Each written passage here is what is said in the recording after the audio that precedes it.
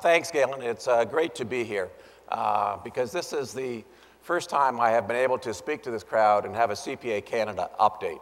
I have probably spoken to NASBA 2 or 3 times in the past, and it's been a CICA update or a CA update. So this is a really great day to give a CPA Canada update and to really talk about unification within Canada.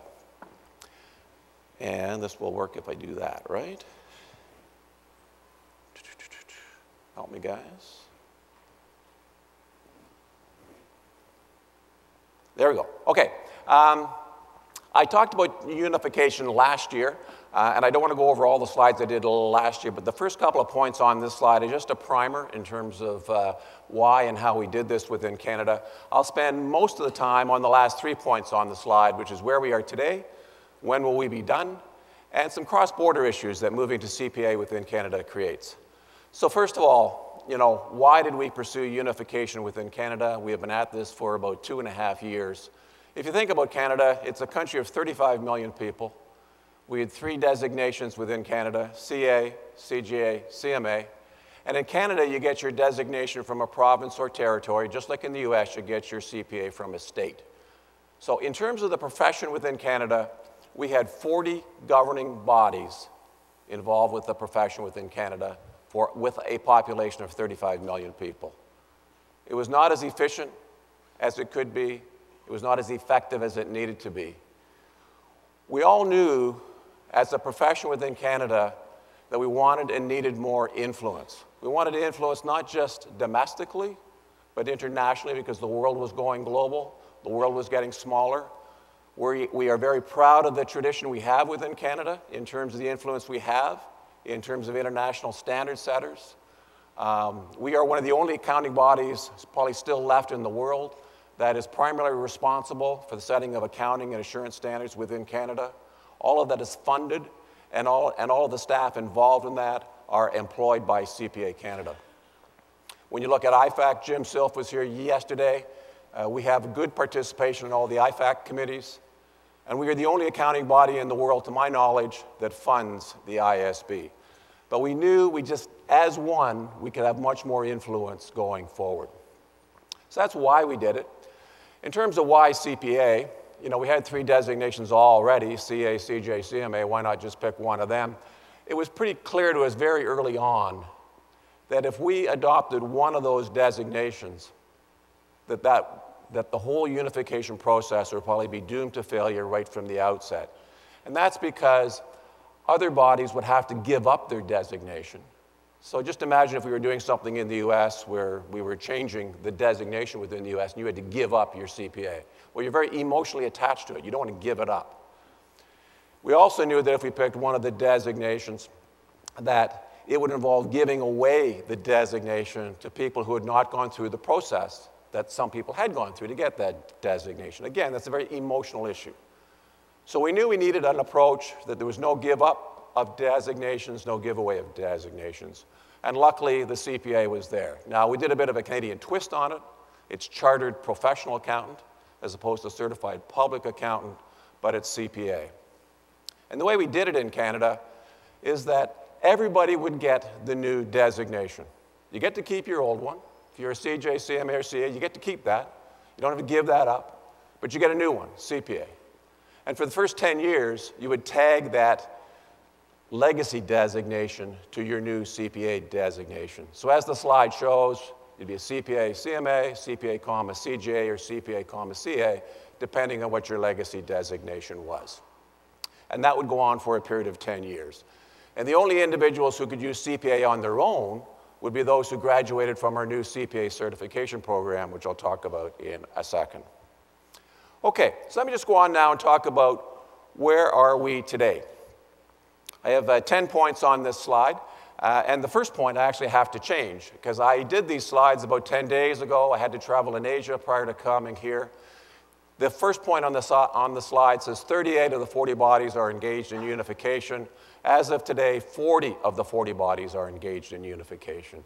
The last 2 bodies, CGA Ontario and CGA Manitoba, decided last week to participate in the unification process. And that means there are over 170,000 professional accountants in Canada involved in this unification process. Secondly, almost all of our member votes are done, whether they are provincial votes or national votes. Almost all of the member votes are behind us, and every member vote that's been held on unification to date, whether it's a national vote or a provincial vote, has been successful. The only vote that was not successful was CGA Manitoba, who actually did not want to adopt the CPA. Instead, they wanted to do a deal with ACCA. They put that to their members, and their members voted a couple of weeks ago saying no, they would much prefer to go the CPA route. And that's why CGA Manitoba is back in the fold. So the only vote that was lost was the one that was against merging under the CPA banner. Third point that indicates we are making good progress is Quebec. It's done. The legislation has been passed. And all CJ, CMAs, and CAs in Quebec are now CPAs.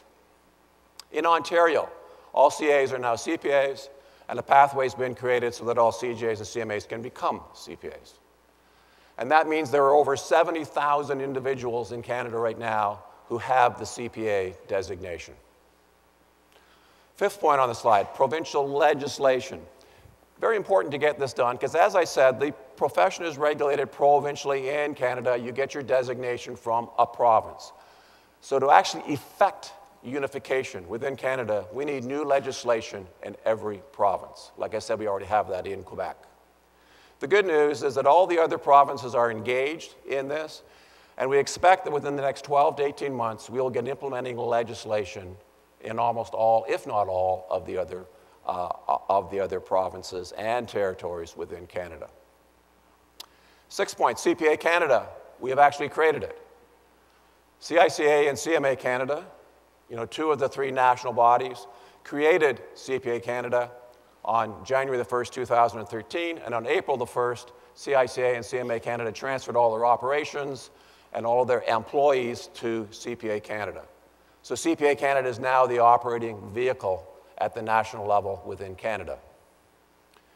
The third national body was CGA Canada, and on October the 8th, just a few weeks ago, we signed an integration agreement, a merger agreement with CGA Canada, which sets out the way that CGA Canada will be merged with CPA Canada.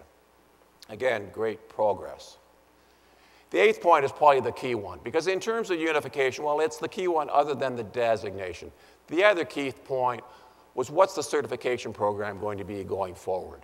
We knew it needed to be a rigorous program. We want to maintain all the mutual recognition agreements we have with bodies around the world, including the US. We have taken the best from each of the three existing designations. And in terms of the program, it has been rolled out in Western Canada last month. It will be rolled out across the rest of Canada in the fall of 2014, and our first CPAs will graduate in the fall of 2015. A very key point about the certification program in terms of the way we have built it within Canada, and this kind of relates to the point that Karen Pincus made yesterday. The demographics in Canada are no different than the demographics within the US. We know that there's going to be a lot of competition to attract the best and the brightest into this profession going forward. So in terms of building our certification program, we have designed it that we want to be not only the preeminent accounting designation, but business credential as well. So that when you get the CPA, if you want a career just in accounting, whether it be in public practice or industry, that's great. We can satisfy that need as well.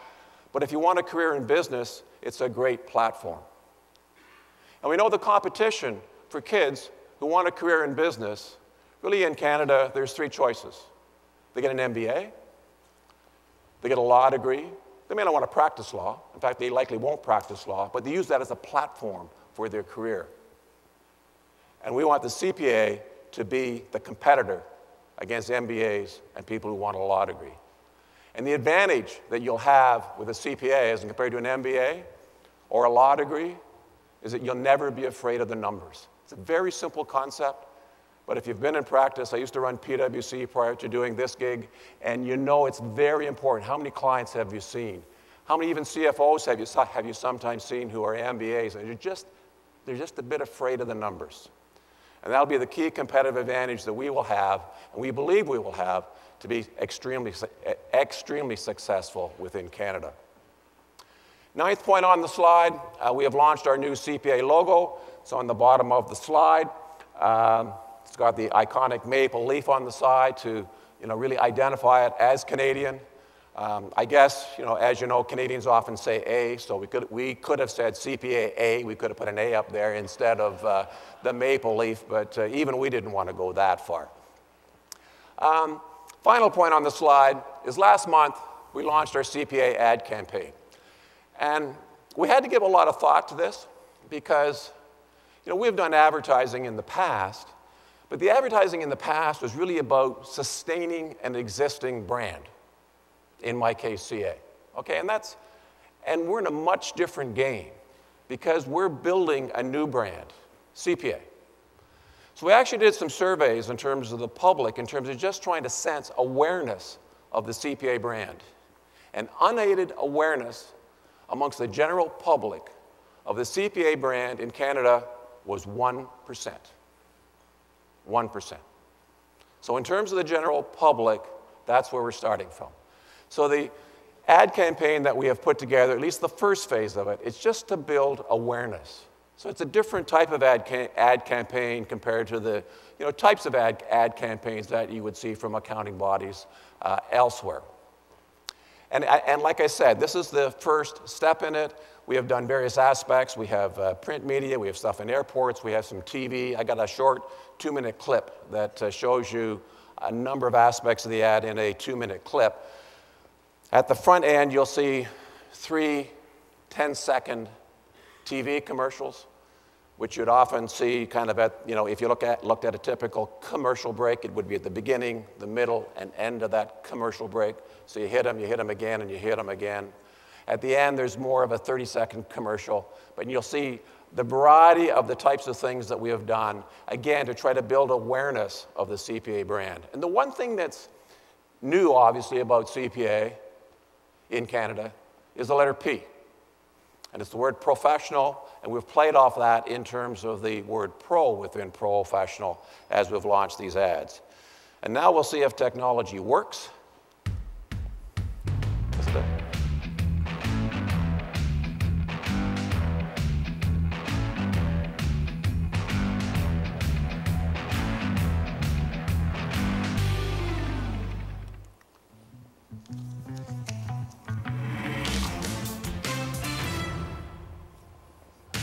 CPA, Chartered Professional Accountants.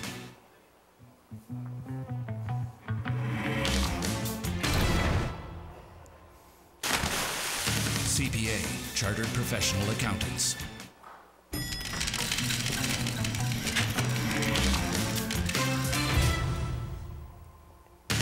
CPA, Chartered Professional Accountants.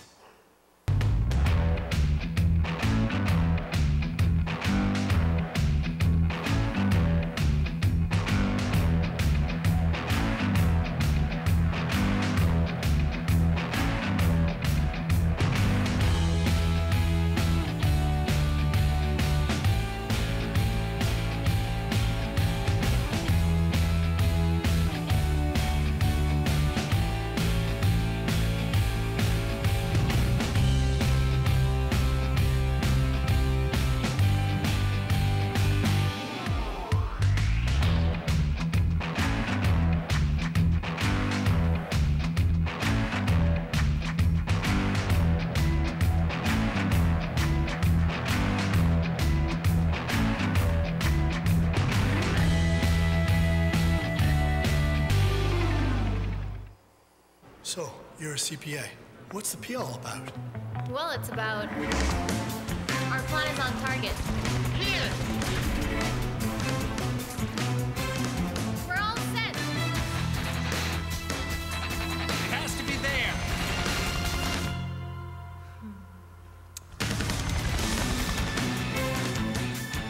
Our base strategy is... well, the P is for professional. CPA, Chartered Professional Accountants. And that's our ad campaign in 2 minutes or less.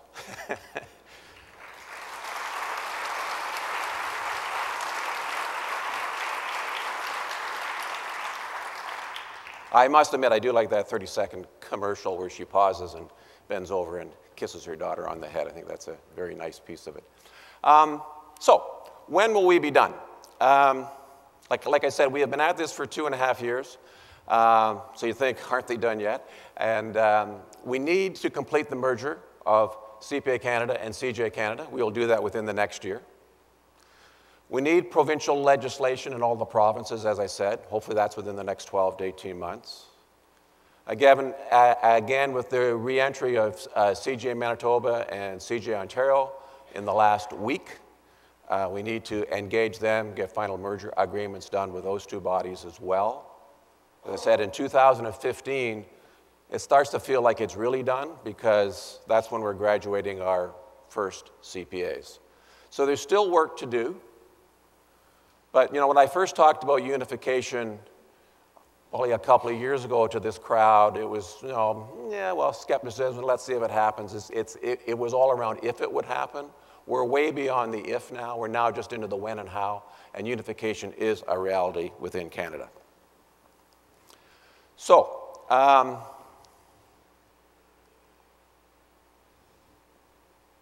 okay, cross-border issues. This is my last slide.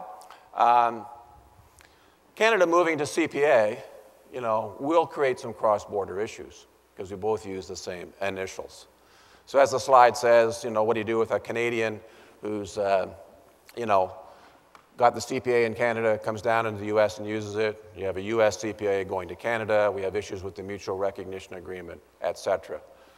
But just prior to talking about some of those, let's just kind of step back and think about the North American economy and the economy within which we all operate as regulators in terms of making sure that we regulate the members and licensees who practice accounting within the North American environment.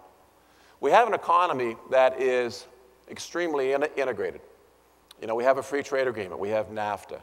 I grew up in Oshawa, Ontario, which is a city about 30 miles east of Toronto. It was a GM town. GM Canada was there. GM Canada had its head office there. Okay? That was back in the 50s. As you know, the auto industry is much different nowadays. Parts of cars cross the border 2-3 times prior to them being completed. So it is a very integrated economy that we are all dealing with. And the reality of that is that we have members and licensees who are moving around within that economy, crossing borders. You have dealt with that within the US over the last 5 or 6 years with your mobility initiative, your UAA initiative. And as Galen said yesterday, you now have that done within the continental United States. But the reality is we're going to have members crossing the border and doing various things. And those things could vary. At one extreme, it could be, me coming across the border and saying, hi, Bill, my name's Kevin Dancey, and that's who I am. I just hand out my business card. So I'm just kind of saying who I am. But that business card has CPA on it. It says I'm from Canada and all that kind of stuff. So that's at one end of the extreme. The other end of the extreme is I could be walking down the street in Austin, running into Bill, and Bill says, Kev, what are you doing down here? I says, well, Bill, I just got this new client, and they got these great operations in Austin, and I was down visiting them, and they wanted me to do the audit and sign off on some reports, and I've done that, and we've just done some filings. You got a problem with that? And yes, he would, and yes, he should. So, there's a range of activities that our members will do as they cross the border. And I think our challenge as regulators, as you look at the North American economy evolving and continuing to get more and more integrated going forward, is how do we address this as regulators? Because clearly, you don't want any gaps in regulation. And clearly, you want every member and licensee to be accountable for their actions. Okay? No escapes. And I think this is a challenge for us going forward that we're going to have to get our heads around. And I would hope at some future time, at some future NASBA conference, it would be great to come here and not talk about unification. So I'd hope that's behind us so that you don't think Canadians are one-trick ponies who just talk about unification. And actually talk about how we can perhaps increase the efficiency and effectiveness of our regulation of members going forward. Clearly, one element of that will be the mutual recognition agreement, which we have teed up to get renewed in 2015. But when you think of the mutual recognition agreement, it's all about reciprocity, and it works really well for somebody like myself if I was moving full-time down to the US who's going to live in the U.S. and work in the U.S., so it makes sense. I should get my U.S. CPA because I'm going to be residing and working in the U.S. But that's only a thin sliver of where a lot of our members and licensees are operating, because a lot more of it is the short-term mobility aspect and not the reciprocity aspect.